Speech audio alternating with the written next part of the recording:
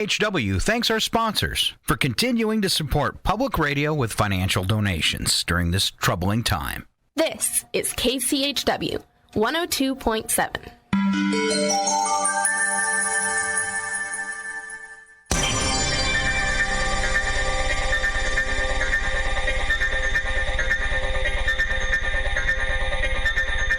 KCHW 102.7. You've got Scott and Chuck Ritchie this morning. And usually we like to be goofy and mess around a little bit, but we're going to get serious for the second hour. We have our lovely Mayor, Dorothy Knauss, on the phone with us. Good morning, Dorothy. Good morning. Morning. Thank you so much for joining us this morning. We also have Mr. Chuck Ritchie from his living room. Chuck, are you live with us too? I am. All right. How are you? All right. So now Dorothy can hear you too. So if you have a question for her sometime through the broadcast, just kind of get our attention and interject in there, and we'll get you in there too. Dorothy, I guess the big thing, I know you had contacted me and you had some stuff you wanted to bring to the public today, but I'm a big fan of Mayor Dorothy Knauss, and I want to know how you have been dealing with COVID-19 and the lockdown. Scott, I'm transitioning. I spent a couple of frustrating weeks trying to make things like they should be, and I finally am transitioning to accepting and adapting to the way things are. Oh. So it's been a transition. Right. Have you come up with any new tricks to keep from getting too bored? Scott, I'm not bored. Before, when I was going to the office, I was going from 10 to 3 each day, so that's 5 hours. And I find myself turning on my work computer here at home at 8 in the morning, and one evening I turned it off at 7:29. So there's all kinds of things that are taking my attention. Okay. That's not all healthy, though, right? Too much computer time? That's true, but had a lot of meetings over the internet. Almost every day. I have 3 this week, so. Wow. That's turned into a really, really big thing, and that's what me and Chuck, so we could, because I only have one phone line, so I could have you both on the air at the same time we played with that Zoom meeting. Have you been using that a lot, too? We've used Zoom, we've used GoToMeeting, free teleconferencing, and there's all sorts of things people are using. Yesterday, I was on with with Ted in Colville, and I sat here and I turned on my camera, and I turned it right back off. I thought, nobody wants to see this. Well, I was teasing Chuck because you can't see him here, but he's in his living room, and the curtain behind him looked like just because of the webcam, looked like a shower curtain. So I thought he was broadcasting from the bathroom for the tunnel effect. So there you go. Well, Scott, one of the first things that I wanted to relate to the public is just thank you. Our citizens are just outstanding in the way that people have complied with this order. Even though it's very unpleasant, we've been 5 weeks in a home now, and I think the public has just done a stellar job. So I just want to compliment them on that first. All right. So how has this been? What are some of the challenges that the city has faced through this, since we haven't talked to you since this began? Okay, we sat down right at the beginning. I sat down with my staff and said, okay, let's identify what the critical elements of our service to the public is, and then let's decide how we're going to handle that. So in our public works, we have 10 men, so we divided them into 2 groups of 5. One group is at home while the other group is working, because there are certain things that we have to do every day. We have to test in our wastewater treatment plant. We have to check our water pumps. We have to be able to, turn people on if they move in or out, and handle an emergency. So we want to keep a healthy crew at home. But if the situation requires it, then it's all hands on deck. If we have any kind of an emergency. And then in the office, we have cut our staffing to half. We have 3 girls in the office, and again, they rotate because we're keeping 3 there that can handle any of the essential functions of the city. Mm-hmm. So that's a little different. Of course, we can't have any council meetings because the governor did modify the Open Public Meetings Act a little, but the requirements now are that you can meet by remotely only, and you can only discuss 2 things, normal and ordinary business, which, I was told that that would be like approving payroll and approving the bills and the minutes and things like that. And the only other thing that you can discuss is anything related to COVID-19. So we don't have the capability at this moment to have a remote meeting. We're looking at that and trying to develop that and trying to figure out what the path forward will be. Wow. But the council has not met since March 3rd, I think. March 4th. But you do have, if something needs to be taken care of, I know because I saw the release. You have you've been granted special powers. I did issue a proclamation, emergency proclamation, which gives me some power to go around some of the rules temporarily. Now that's only in effect until the council's next meeting, and then they can either confirm it or they can deny it. All right. But I saw that coming down the news wire for every town in Washington for commissioners. Everybody was releasing those proclamations and stuff, and it's a way to keep conducting business in emergency situations. So it's definitely needed. Not only that, it puts us in line for emergency funding should we need it in the future. Oh, good. We've positioned ourselves so that we would be eligible for that. All right. So what do you think are some of the things that everything's slowed down? So maybe there isn't problems. I know I got to talk to Mark briefly on the street, and I asked him, I said, so is crime down in Chewelah like everywhere else? And he said, yeah, pretty much in line with the nation. Crime is dropped, but domestic violence is up a little, domestic calls. So is that what other kind of problems might the city just kind of be facing, or things that we might not expect? Really, we haven't had too many problems. I had to close the city park because the governor's order, the stay-at-home order, also included any recreational places where people would gather. So we've had a little bit of trouble with that. There's an individual who insists on going and taking our signs down and putting up his own signs, which says, you have the right to assemble and go ahead and enjoy your park. So we have to keep taking down his signs and putting up our signs, but our police department now know who that individual is, so we may be able to deal with it. And that is so I read a letter from the governor and the prosecutor today about sheriffs and commissioners who have been going in Washington against going against the stay-at-home and stay safe order, and it is actually punishable by law. That kind of stuff. It is. Yeah. It is, and hopefully we're not going to come to that point. I think our people have been pretty compliant. However, the county commissioners did issue a letter yesterday, and I have also sent a letter to the governor saying, would you please take a look at northeastern Washington, because in 4 counties, Stevens, Ponderay, Ferry, and Lincoln, we have over 74,000 people, and we have 13 cases.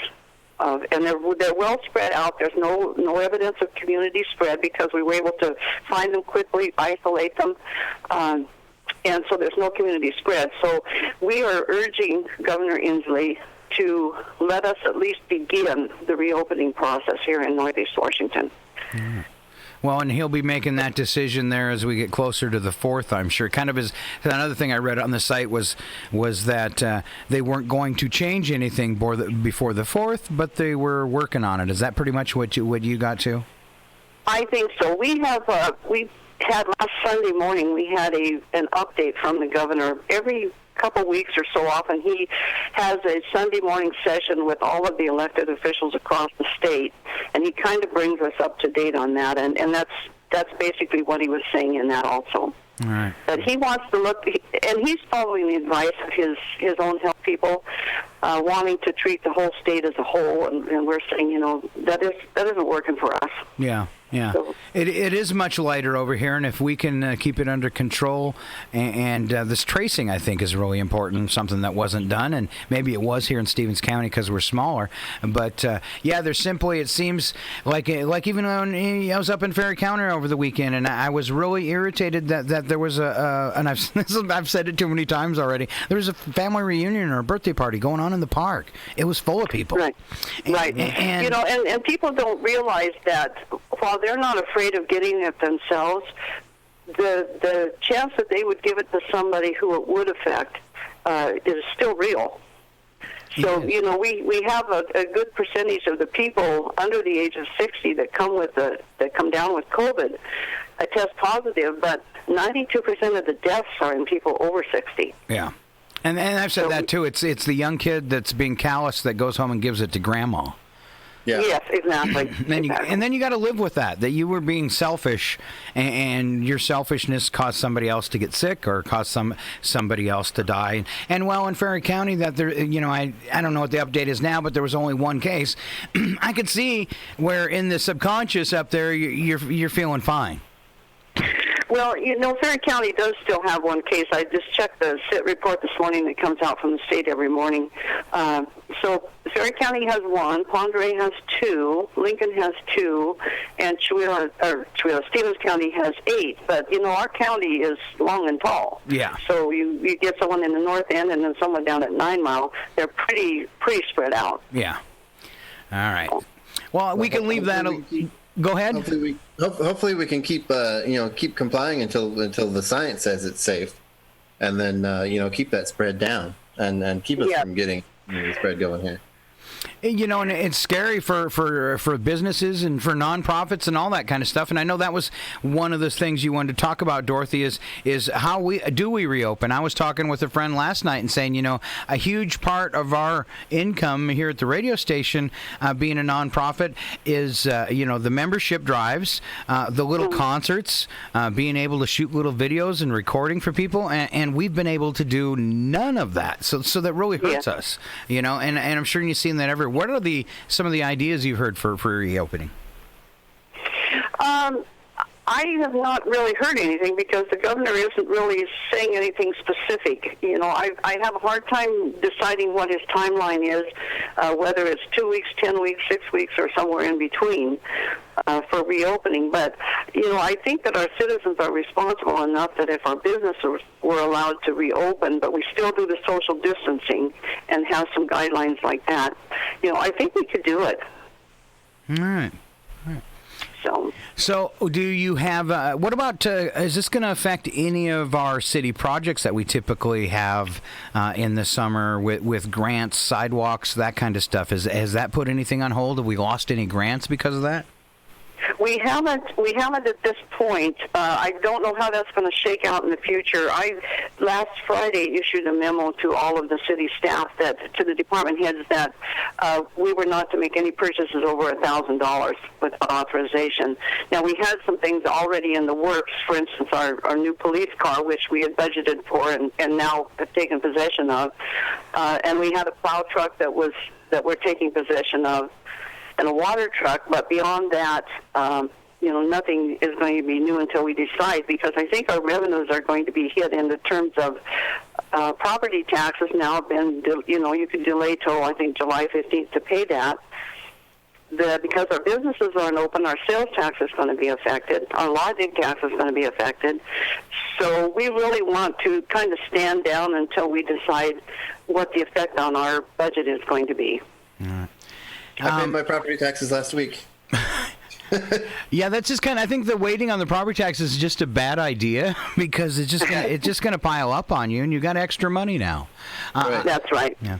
Well, Deanna, I feel sorry for the unemployed, but they're making, I know I was talking to my daughter, she said she's actually making more money now. Yeah, that's a problem, I think. I think it is that won't last forever, but... Yeah. Let's see, anything else that we might have missed that you wanted to talk about today? I don't think so, Scott. Again, I just really commend the people of Chewelah. I just, say hang in there. It's not pleasant staying at home, but if my bottom line is that if we rush into this and have our businesses reopen and then get a surge and have to shut down again, I think that would be worse than just trying to stick it out another week or so. Yeah, I agree with you. You got me and Chuck agreeing with you too. It'd be much safer than going backwards. So. Right. We want to go forward steady and slow. Right. Yep. All right. I have to say, I was taking my trash out the other day, and I had to smile because I was impressed that even during these times, I could still count on my regular Wednesday trash pickup. And I was, impressed at how well the city services have been just keeping rolling on and uninterrupted. Well, and that's what we designed it to do. We have one healthy person at home in case the driver gets sick. So, but one thing that I've noticed down where I live, I've seen a lot of families out walking together every day, and that just is thrilling to know that the families are spending time together. It's becoming, you look at it online, it's become something huge, and I think something our busy lives, I said it one day, our busy lives have gotten us, we get busier and busier, and there's more stuff and screens to take our attention and all this kind of things, and I think we lose touch with that family, and I think this is a unique thing that's happened. I think there's going to be some repercussions in a positive way from it. I think in 9 months from now, we're going to have a whole bunch of new babies. We're going to have a new baby boom.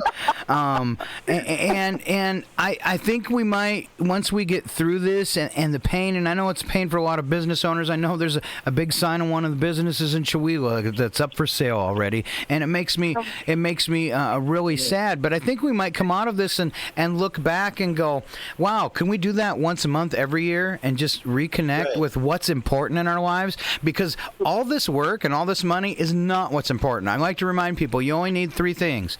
You need shelter, food, and love. Everything else is extra. Without those 3 things, you die. But everything else is extra. Yep. That's it. I look at it as a giant reset. It is. Look at that. How could we do things different that's not so busy and hurried and wild? This is an excellent example of how little we really need to get by. Yes, exactly. So. Yeah, I was exactly, just that's true. All right. It's a great chance for a reset, and I hope everyone talks about things going back to normal. I hope we learn enough to adjust the things from normal to make life a little bit better. Yeah, I agree with that. I don't want to go back to normal. It wasn't that fun. Normal wasn't working. Normal didn't work for anybody. I think we have great opportunities going forward.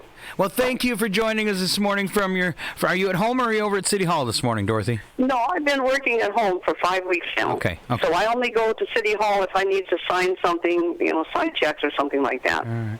I didn't know if they installed you a secret back door or anything like that. Well, it's like I told the girls. Each of them have a specific function that has to be done every day. I can work from home because I don't have to, do the banking or answer public records requests or anything like that. So I'm the one that's less needed at the office. All right. Let's put it that way. Well, we need you, and we're glad you're there. Thank you very much. All right. Thank you very much. Thanks, Chuck. Thank you, Dorothy. Right. And a big round of applause for our beautiful mayor, Dorothy Knauss. All right, we're going to take another little break, couple musical songs, and then I think, Chuck, if you're game, we have time to come back and try a little odd news. Maybe make them giggle a little. All right. I think he's hip for that. I lost Dorothy, but I got Chuck. All right, odd news. Up next, stick around with us. It's Clunky KCHW.